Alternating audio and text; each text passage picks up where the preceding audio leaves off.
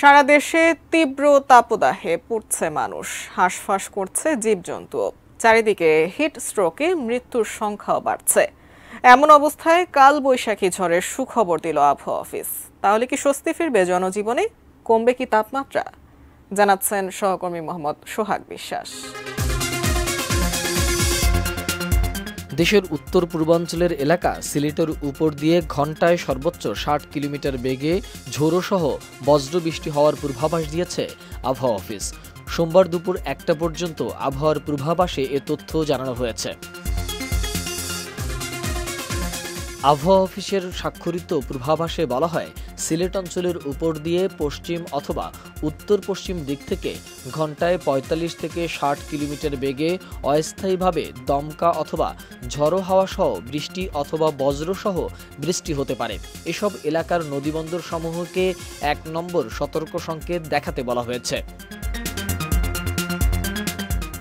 এর আগে রোববার বিকেল ৩টা থেকে রাত ১টা পর্যন্ত দেশের অভ্যন্তরীণ নদীবন্দর সমূহের জন্য আবহাওয়ার পূর্বাভাসে বলা হয়েছিল, সিলেট অঞ্চলসমূহের উপর দিয়ে পশ্চিম অথবা উত্তর পশ্চিম দিক থেকে রাত ১টার মধ্যে ঘণ্টায় ৪৫ থেকে ৬০ কিলোমিটার বেগে অস্থায়ীভাবে দমকা অথবা ঝড়ো হাওয়া সহ বজ্রসহ বৃষ্টি হতে পারে।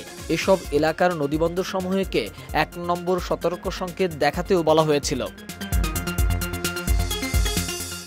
সানবিট সব দিবে সামাল। সানবিট ম্যাজিক প্রেস ডিশওয়াশিং এর মাথা ঘোরানো সলিউশন। এদিকে আকস্মিক কালবৈশাখী তাণ্ডবে মৌলভীবাজারের লাউয়াছড়া জাতীয় উদ্যানে প্রায় শতাধিক গাছ উপড়ে পড়েছে। রেলপথের উপর ৪০টি গাছ ভেঙে পড়েছে।